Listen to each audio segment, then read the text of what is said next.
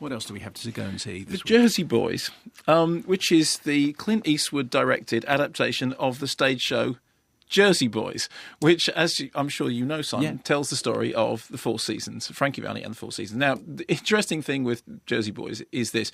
There's an awful lot of stuff in rock music and pop music of kind of rock stars trying to play the outlaw, going, hey, we're all street, but actually it turns out they're all really nice, middle-class kids, blah, blah, blah, blah, blah.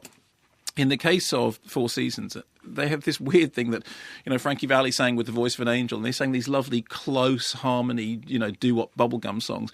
But in fact, they had quite sort of streetwise beginnings. Certain members of the band were on first name terms with the keepers of the local lockups, and they had the enthusiastic protection of Gyp DiCarlo, played here by Christopher Walken, who's a local guy who gets things done. I bet he does, if you know what I mean. As he tends to.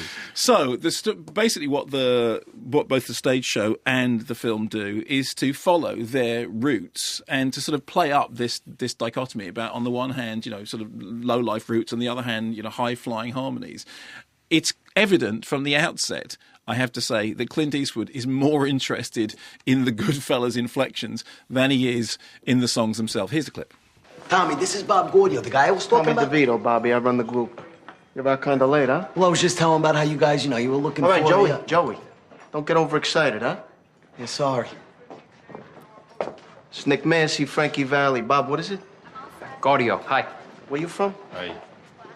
Bergenfield. Somebody said you right? Well, I told you. Short shorts, number 2 with a bullet. Sorry. Shut up, Joey. How about call me? We'll set up a meet. Hey, come on.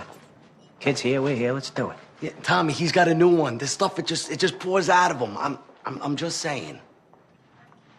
How about do what you do? Thank you. I want to talk like that. Could it be any more? Number 1 with a bullet. I'm going to have How many elocution lessons. vowels are there in bullet? I want to sound like that.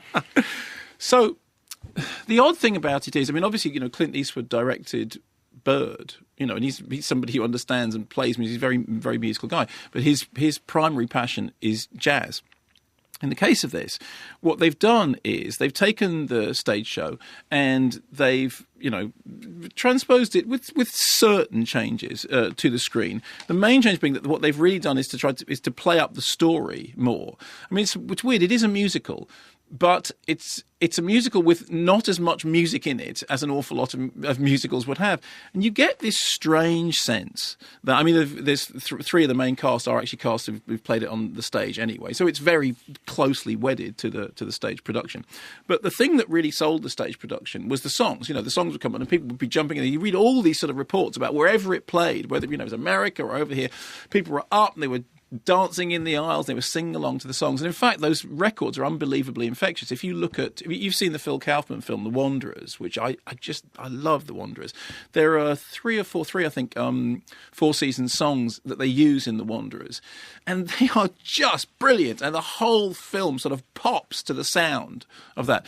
In the case of this, the weird thing is that it's like, Eastwood is really interested in the background, in the Gyp DiCarlo character, in the whole thing about Joey Pesci. Yeah, that Joey Pesci. Hey, and he's interested in all that stuff. And the fact that actually around all of this, they're making these songs, whenever the musical numbers happen, all of them was well performed because the cast knew how to do them, you get the sense that he's not that interested in the music. You get these... this weird thing, which is a device which is used in the stage show and indeed in the film, which is that each member of the band has their own version of the story. They compare it to Rashomon. Everything in which there's more than one version is compared to Rashomon. And the way that they do it in the film is that you get straight to camera monologues that characters in the middle of talking will suddenly break and they'll talk to the camera. The thing is, incidentally, this is co-written by Marshall Brickman, who of course co-wrote Annie Hall. That famous thing in Annie Hall in which Woody Allen says, "Is it me? You heard him say he does all that stuff." So, and that device kind of works sometimes, and other times not so much.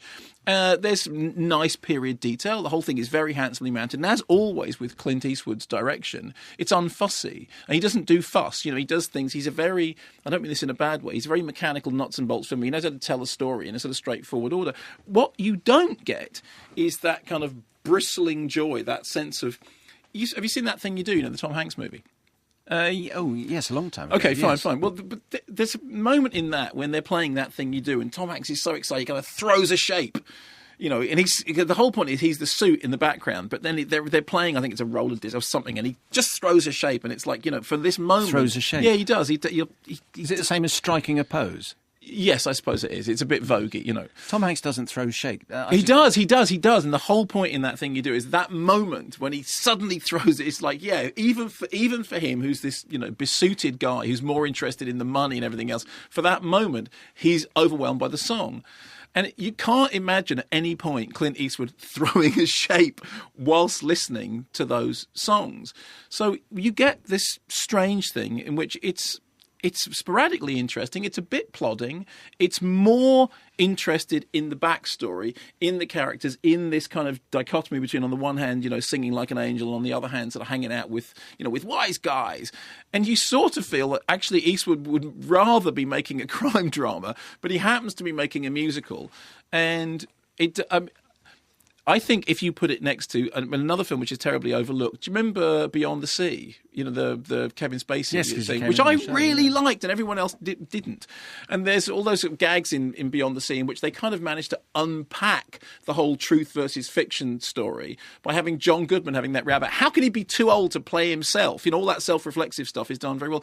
There's none of the audacity of that in this. It is a solidly built, a little bit plodding tale of four guys from the streets who make it big, but their streetwise origins follow them with consequences which are both good and bad. And then there are musical sequences. And you do feel that during the music, Clint's kind of... he's all right with it, but he's not doing that thing which is going, oh, wow, they're playing Walk Like a Man, they're playing Sherry, they're playing, you know, there's other songs which, if you see them in other movies, and honestly, The Wanderers is the perfect example of this. There are sequences in The Wanderers which work entirely because they bang on a Four Seasons record, and the whole film just goes, you know, it catches fire. And that's something that could not be said of Jersey Boys.